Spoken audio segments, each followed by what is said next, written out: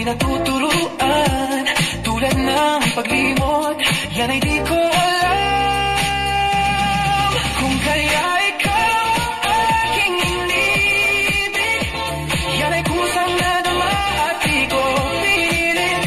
Sa katunayan na kahit sa panaginip, laging naroon ka at di maalis.